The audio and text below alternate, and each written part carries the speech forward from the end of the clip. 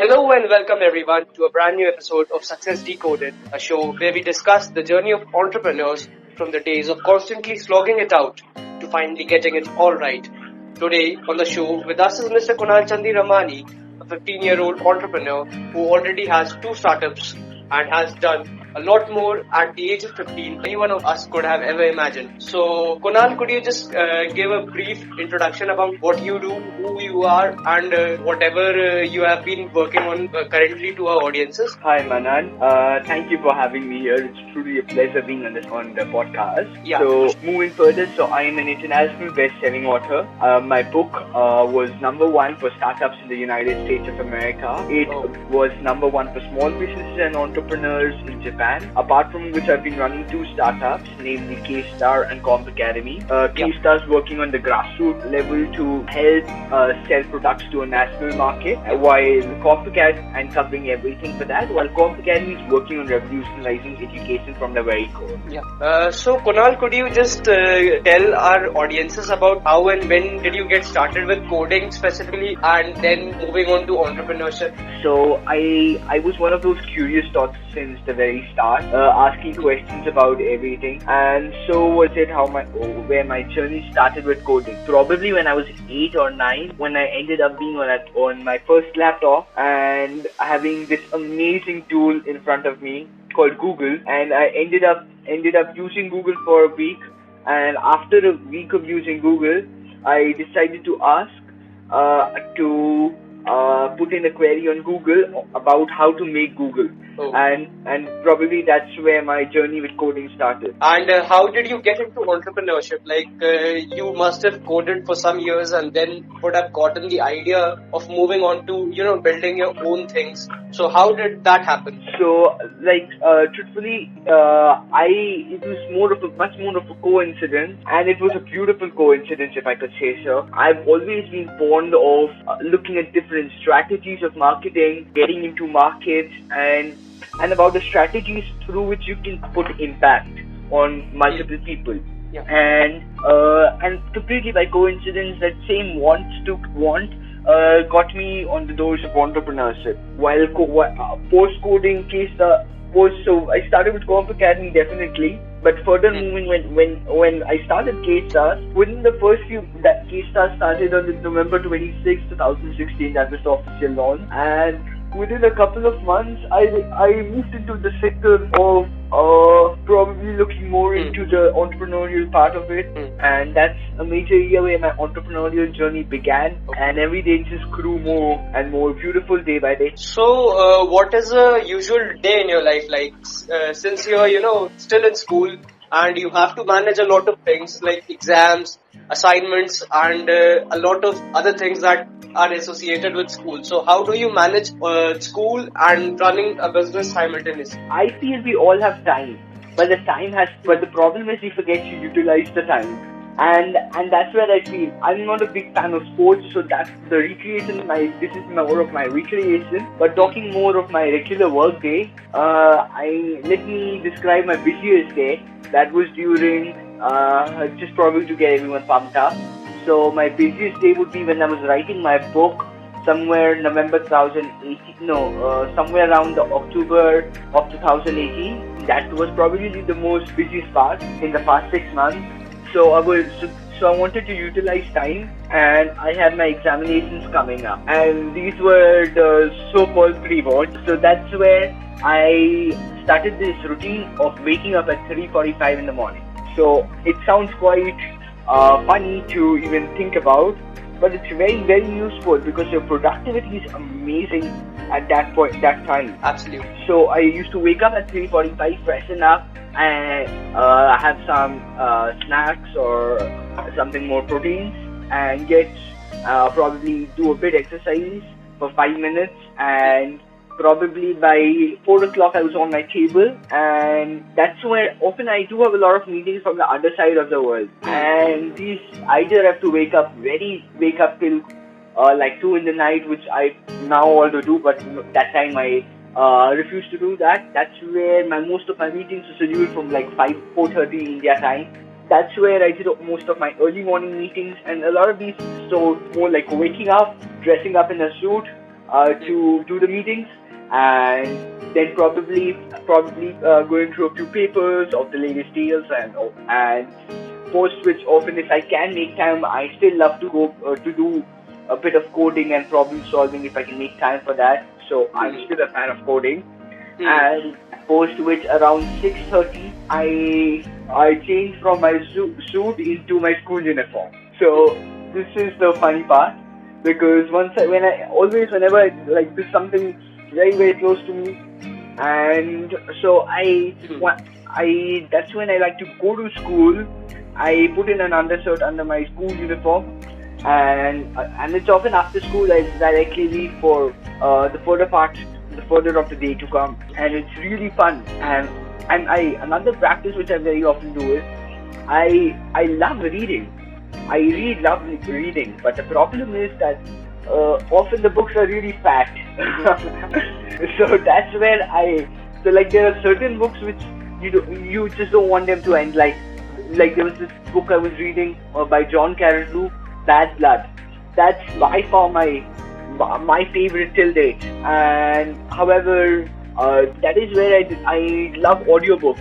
I can just listen to them whatever I'm doing, and it's beautiful. So I try to make at least half an hour a day to listen to an audiobook, and I feel that just pumps me up, and there's so much to learn, and it's a great way to do that. Like when I was writing my book, it was an amazing experience, and then seeing other people talk about the book, it's a one of a kind experience, and that's what motivates you to read more, because I feel you should write until you read 5 books a month.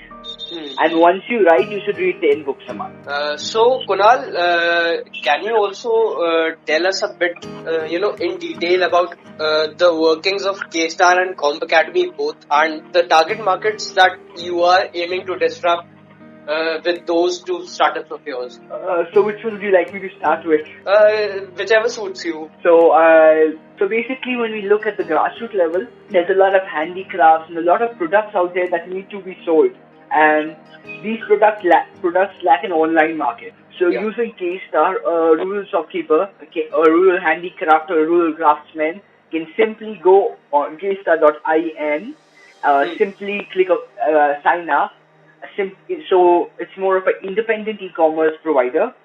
So simply once they sign up, they simply take photos of their products, add their prices, and our engine automatically creates a website for them. And that's their independent e-commerce site. So it's independent, not unfamiliar to Amazon and Flipkart, where all products come in line to all the others. Here, all the products are listed on an individual site, subdomains. So once they post listing the product, the moment they get, so we have payment gateways and all. So once the product inherited, that's when they go ahead and set up their payment gateway. And once they set up their payment gateway, someone orders their product. Within a matter of minutes, they have the money in their bank account. And now we have a partner, Kaputa, which is further tied up with FedEx and Sudat, who will come and collect the parcel from your house and give you the stickers and deliver it to your customer. And the whole process doesn't take more than 10 to 15 minutes. And often less than 10 minutes. And could you just also tell us a bit about CompAcademy, like whatever has been the traction till now, and whoever are the investors in the company as of now, who's backing the project, or is it entirely self-funded? So this would be both of them are completely bootstrapped, because the main area of both of them were to create impact more and profitability less. Impact more people, while definitely profitability is definitely a major aspect, but it's not the most important aspect. So impact comes before profitability, so we decided to bootstrap. Although for CompAcademy, we are still looking out for a Series A fund. We are trying to raise funding. That will be probably in the next couple of 3 months, couple quarters. We will probably be in the process of taking in Series A funding. But currently, so CompAcademy is more of my first company, definitely. And when I started CompAcademy, the vision was very different from what it today is. So it's evolved so much over time. So about 10 months back from now, I switched off CompAcademy and I pulled it down as it was doing something which a lot of other companies were doing, and that's definitely not what I wanted it to do. And we pulled it down completely, planning to relaunch it later. About a month back, we relaunched it, and we've had an amazing response in the past month. We currently have more than 5,000 registrations already, both being and we were relaunched just a month back. And so basically what CompAcademy is doing is, today when you want to learn something online, what is your biggest problem? Finding the right resources and, applying those things in the real world. Not on the part of implementation, more on the part of learning. Like when you're doing a course on Udemy, what's the biggest problem you face? The biggest problem is interactivity. Like if I have some doubts, absolutely the thing is that, a YouTuber who has put out a video might not be able to respond to my queries in real time. So that is something that is one of my biggest problems when I'm learning online. Definitely. So another aspect which I feel is very close here is the part of the time. So no one ends up finishing a 50-hour course or a 20-hour course or a 30-hour course for that. Absolutely. And that's one major aspect we targeted with CompAcademy. So with partners, like we partnered with people all over the world to get content, and all the courses are less than 90 minutes. So we call them nano courses. So basically the idea is you can learn anything in less than 90 minutes from experts. So basically what we did was, primarily our main aim was to learning in less than 90 minutes, and second aim was about getting content that already exists but doesn't have its reach. Like if we talk about YouTube now, so due to the excessive content that's being bombarded on the network, and a lot of promotional money being peeped in through all possible pores. The problem has been that throughout YouTube, when you're looking for content, you often don't find the quality content, because the quality content gets hidden under a lot of sponsored ads, a lot of sponsored content, and quality of the content might be better than what you would probably see anywhere. However, it lacks the reach it should probably get. So that's where we decided to partner up with these people who are creating the best content but cannot get the reach, convert their content into courses which are less than 90 minutes, and get them to a world-class market. So we have partners from all over the world, from Australia, from Philippines, and like from the United States, definitely from the United Kingdom. We have partners from all over the world, from more than 10 countries. We have about 20 to 30 courses and a lot more coming in about learning anything in less than 90 minutes. All the way from making a music video to probably photography to movie making to space exploration to a lot more. That sounds like a lot of cool stuff, that is going on. It definitely is.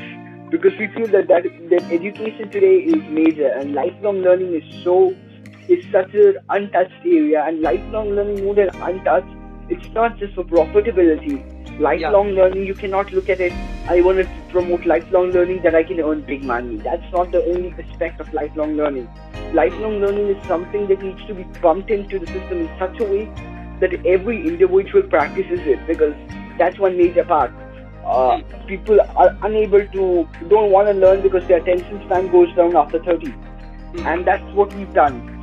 Apart from some breakthrough CEOs who've been able to keep themselves up to date and are still learning at 40-45, average individual normally post 25 or more, probably 35, stops learning. And the moment you stop learning, you do not understand the aspect of lifelong learning. So instead of looking at it from the profitability perspective, we looked at it from perspective of impact. And that's where we got content from all over the world in a way that anyone can do it in less than 90 minutes, learn, and in a way that they can do lifelong learning, unlimited from academia. So, Kunal, how does it feel to have won some of the most coveted international and national awards at such a young age? Does it add, more pressure to perform, or is it like a reward for whatever hard work and sacrifice that you have put in? How do you see it? I see it that it is my passion. So So it's more of, what do you say? It's more of compliments that come along with following your passion. So I don't think that it's at any point puts in pressure, because I feel the only pressure I probably have is to impact 8 billion people, and that is the major aspect I feel. So very much standing by that. I do not think that puts so much pressure on me as probably anything in the world. So I feel it just adds as compliments and motivates me to perform better, motivates me to promote everybody to go ahead and follow your passion, because the moment you follow your passion, you're no words for that, just no words. It's heaven of its own kind. Absolutely. Also, one thing that we have seen in a country like ours, our parents are, pretty skeptical when it comes to their children pursuing their passion, and moreover, if it is into entrepreneurship that they want to go. So, how is it like with your parents? Did they first, when you started out, did they support you, or were they skeptical like any other Indian parent is? So my parents were definitely very supportive. My parents were a major reason behind all the support I got. They were very supportive, and to all the parents who are listening to this, it is very, very important, I feel. My mother and father both have been very supportive throughout. Every time, my mom was my first mentor, and it's been amazing. They are definitely one of the major reasons why I was able to go ahead and follow my passion. I've been in a business family, and that definitely adds on. But when I started more as going into the field of coding and all, they were very, very supportive. Needless to say, a lot of people came up and so specifically how ridiculous the idea of a 10-year-old trying to start a company was. There were a lot of comments that came in, but then my family throughout, not just limiting myself to my mom and dad, but my family throughout, across my cousins, my uncles, all of them were very supportive.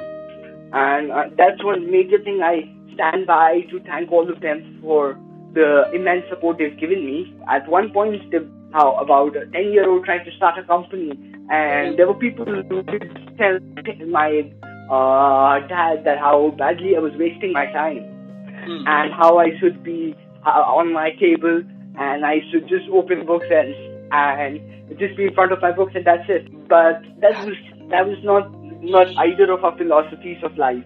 And the philosophy of life, my mom said, my dad said, and today I share, it's evolved so much, the philosophy of life, that I feel that the same people who at one point put up a lot of these comments, later the comments were very different. Absolutely. I'm not gonna put in the names, but this would definitely include a lot of people from within the educational institution I was in, more limited to the education system, certain teachers who didn't believe a lot into what I did, while there were definitely a few teachers who were super supportive. And I'm definitely not going to name anyone, but throughout the complete scenario, there were some who weren't supportive at all, and the idea of me starting up sounded so ridiculous to them, and it's totally unbelievable. And that's where a lot of things came in school. My attendance, I reduced my attendance massively. Absolutely, it is one of the major problems that we have in the Indian education, or maybe the value system too. People don't really support the ones that are, doing something which is against the conventional, the flow of things that happens in the country. So it is but at the end, if you are happy with what you are doing, that is all that matters. My parents definitely were a big gift for me. They always supported me, and that's one major reason why I was able to. So they were definitely a major gift to me, that they supported me in what I wanted to do, and they support me so much. Most parents might have probably not, but when the parents were a gift, and my parents, I really love them for what they did and for how well they supported me throughout. So, Kunal, about your startup CompAcademy, it basically targets, the learning aspect of educating people with, life skills that are not only gonna, create some value in their life at present, but maybe also about 10 years down the line, it would really, really matter to them. So how do you see, and absolutely, because you're a school student, so you must have seen people around you, like your friends or your peers, who have been going through the conventional grind of the Indian education system, which never really prepares the students for what is to come. Like, it is a personal experience from my end too. Like, it doesn't tell you how to apply whatever knowledge you learn at the school to the real life, or maybe on the job. So how do you see it, like the Indian education system and whatever we are teaching, and what suggestions could you give to, improve upon it? So I feel you throughout the thing come across roadblock, and that's the idea with any and every system. So the system, I feel, needs to be changed from the very core. And the very core cannot be put, if you try changing it from the very core, the core is so hot that it's going to burn you. So what you need to do is you need to first cool down the core and then change the core. So moreover, talking about this, like what I said about lifelong learning, it's not limited to people furthermore in life, but lifelong learning is a skill that needs to be injected within the schooling system. And these skills, CompAcademy doesn't just refer to life skills, but it refers to various career skills, to almost everything that the school system fails to teach, we're trying to add. And we don't want to add anything that the school system teaches. We do not want to add any of that. But everything that the school system fails to teach, we want to add all of that. So basically, like skills that will be useful, skills like counting, skills like knowing numbers, not being scared of huge numbers. If you're scared of huge numbers, you probably won't ever get those huge numbers. Absolutely. The highest number for a school child is 100. 100 out of 100. Thinking anything more than that is probably, what do you say, a million. A million. What is a million? Absolutely. How many zeros does a million have? Is it possible to have a million? And the moment you limit your thinking to it's possible to have a million, guess what? You might just not have it. Absolutely. And what about a million? The moment you say the word a billion, it's just, what do you say? It's much more of a hypothetical sound for them. A billion, like, what do you say?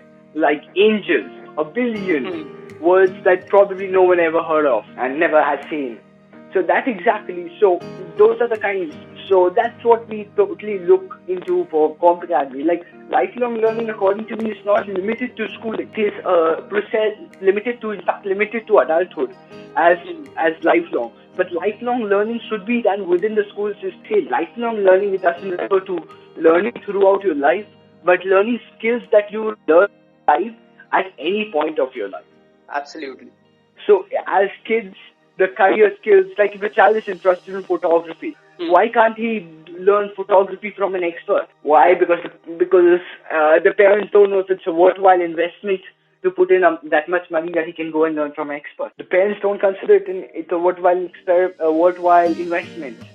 That is the major part.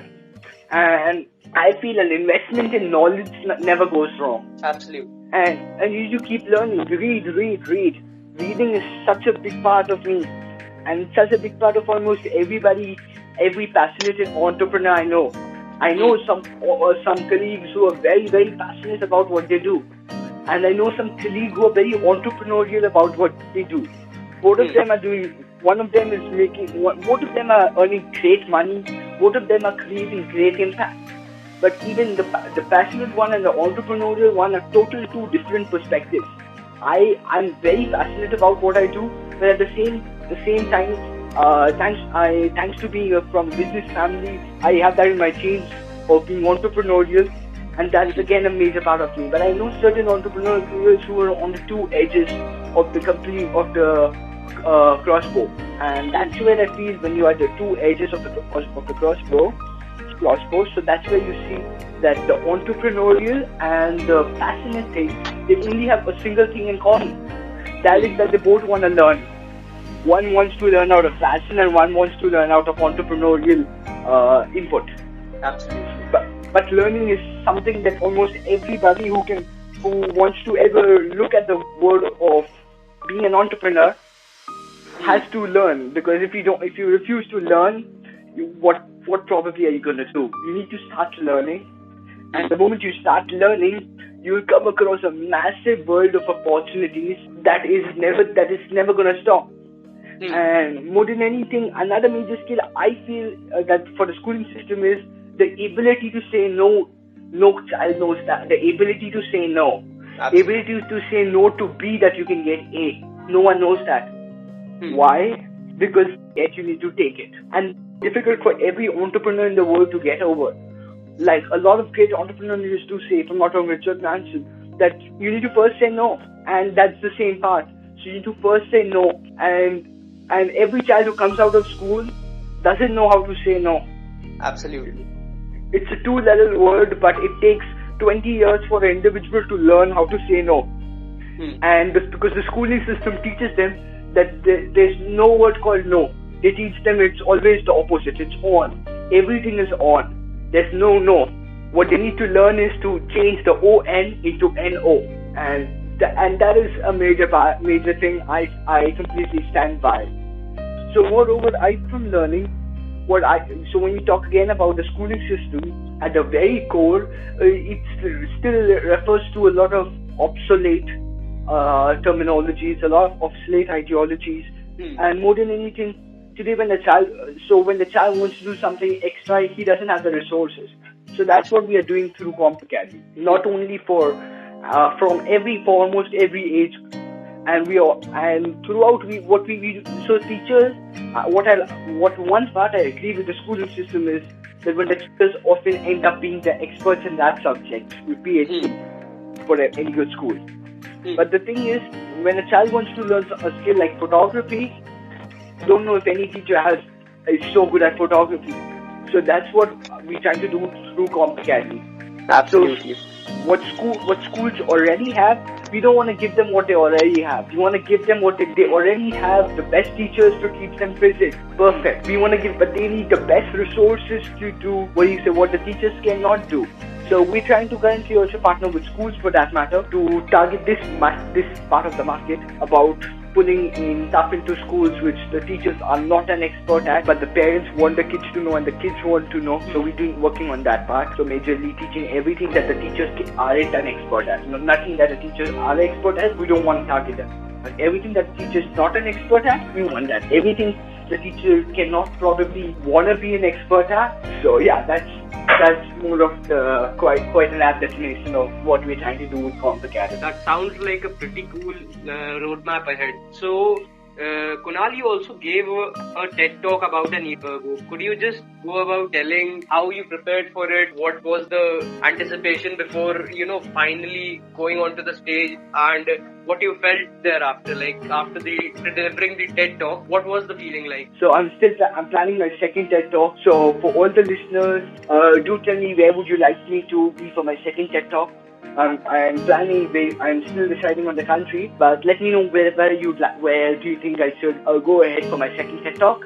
It will be great to know from all of you. I've been doing voting on all my social media to find out what's the best place to do at my TED talk. Kunal, could you just mention your, Instagram or social media handles where people can reach out to you? Basically, whoever the audience is for advice or, as you said, to vote upon where you should host your next TED talk. So could you just mention your social media handles? Yeah, I'm very active on LinkedIn. So just find me on LinkedIn as Kunal NC17. Moreover, just Google me as Kunal Chandiramani, and you'll probably find my board pop up with a little bit of a little extract about me, a couple of my TED talk, a few links about me, and a few videos. Beside which you see my social media profile. You probably have my Twitter, my LinkedIn, and my Facebook. For my Instagram, I am at Instagram as Kunal_Chandiramani _IN. So everyone who's listening this, please do reach out to him on all the social media handles he mentioned here. He can give you a lot of advice, be it related to startups or life, as I am discovering myself. That's good. Yeah. Kunal, what is a challenge? What are some of the challenges that you faced being a teenage entrepreneur? Like when others are just too caught up with homework and assignments in school. So how does it feel to, what are the challenges basically to pursue your passion on one end and also to juggle with things that are, necessary in the long run if you look at it? That's a great question. Being a teenage entrepreneur is definitely a very different aspect of life, looking at many major differences from what normally would be imagined. But it's a very fun kind of scenario. Like probably how most teenagers would probably think of going to school. You heard of the Scindia school in Gwalior? I do. Yeah, so I was a judge at the Scindia school. So for grade 9 to 12. At the same time, you heard of KKEL? No, I haven't. So KKEL is Asia's most trusted education organization, the same organization that runs the school I go to, Billabong. And so I'm an honorary advisor to KKEL. So that's the kind of the irony. I get out of school and fly to another place to judge a school. So that's the kind of perspective how it looks. But the thing is, it sounds a very glorious way. The word CEO is something that's extremely glorified out there. The CEO is not a chief executive officer. It's the chief energy officer who's ready to put in that much energy, who's ready to put in that much effort, who's ready to put in that much extravagant effort to go forward and put so much time into a single cause, put so much time into doing something he's passionate about. That is probably a CEO. It's not a chief executive officer. It's a chief energy officer, chief effort officer, chief extravagant effort officer. Somebody who's ready to put in that much effort into it. It's over glorified because it's not simply you start a company and you take up a position called CEO. That's not how simple it is. So for all the future CEOs listening to this podcast, you need to give it all your energy. Be a leader, and don't go for it because it's glorified. Go for it because you want to go for it. That's the part. Don't go for it because you want to put on your social media handles. I am a CEO. Go for it because you feel for a cause. Go for it because you want to go for a cause. And yeah. So what are your plans for the next 5 to 6 odd years for both your startups? And what are the 3 key learnings that you have had in the last 3 to 4 years being on the forefront of these things, like as an entrepreneur? What are the 3 key learnings? So starting with the very first key learning.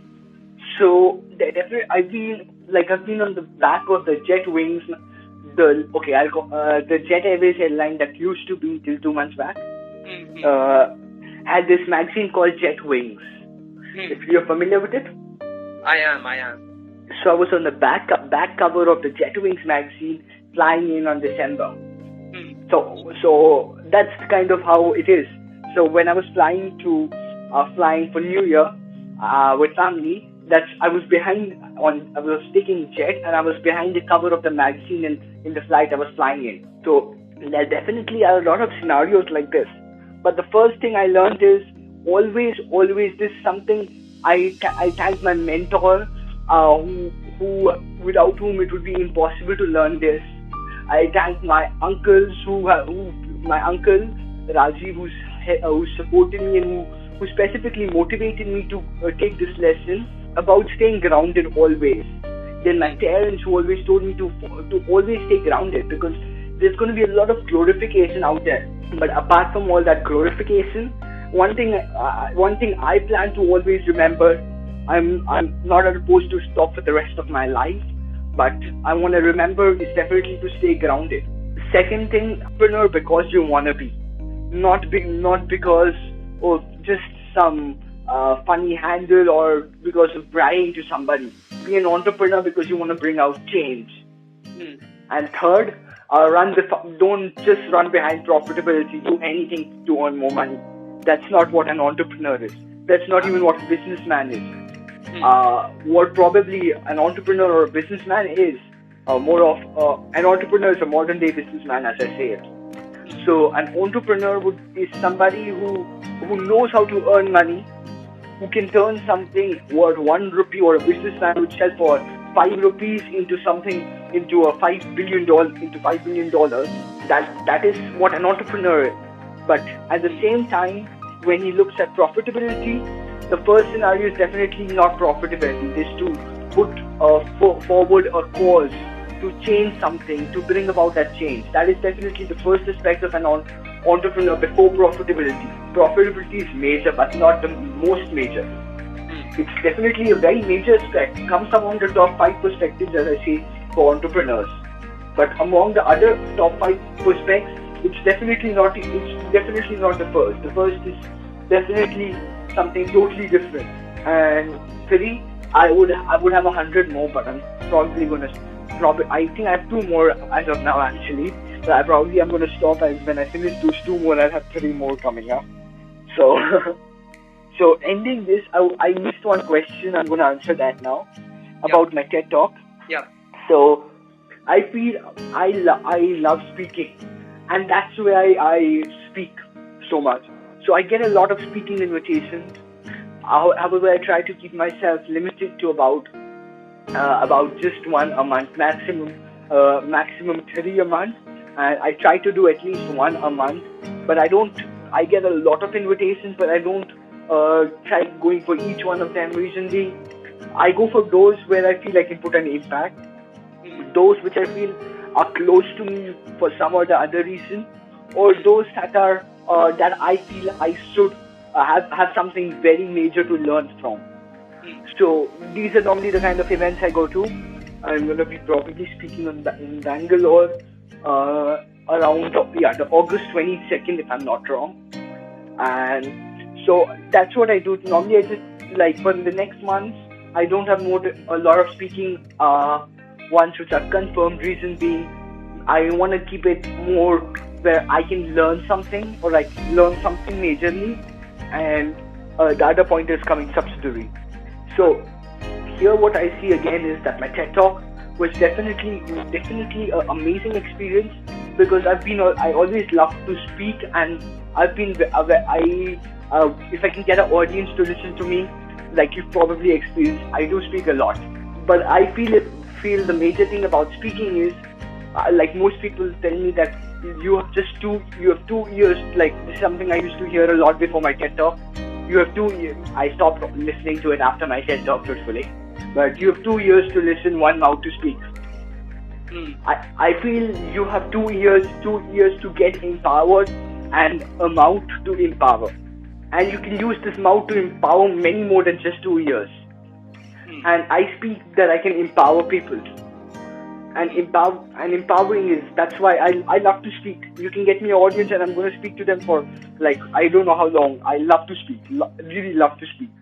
And apart from I love to speak, when I was doing my TED Talk, it was a very different experience, because it had a lot of learning, being among other TED speakers, being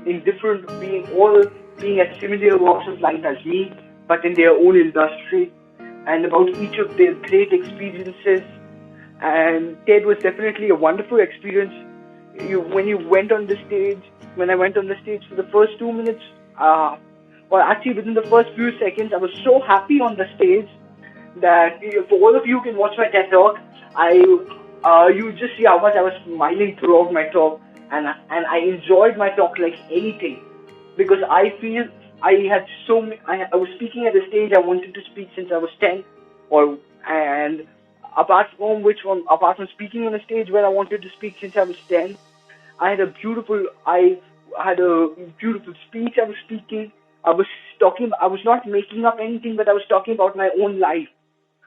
And when I was talking about my own life to people who wanted to listen about my own life, and looking at the people, looking at everyone shout, looking at everyone wave out, looking at everyone hoot, and like the amount of noise, the amount of cheers in the crowd, that definitely was so motivating.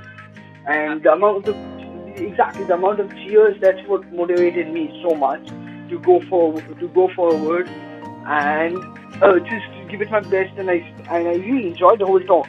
seeing people cheer and jump up and all that, and seeing the amount of foods and all really motivated me, and I love the talk. It was one of the best experiences that I feel, and more than anything, that's when I had a responsibility on me, and that's where I one point felt that I made it, and when I felt I made it, that the second moment I realized, yes, I made it, but there's a lot more to make. Absolutely. There's a whole huge world. I made it, but there's a lot more to make. And for all of you who haven't watched the talk yet, just go on and have a look at it. All of you who are listening to our podcast and want to hear the TED talk or maybe watch it on YouTube, we'll link it down in the description box, so you can absolutely go and experience what Kunal actually is speaking about right now. And it has been personally for me a very enriching session, a very enriching conversation with you. I hope that whatever you do in all your future endeavors, you succeed and achieve the same level of success that you have right now. It was great having you on the show, Kunal. I hope to see you soon.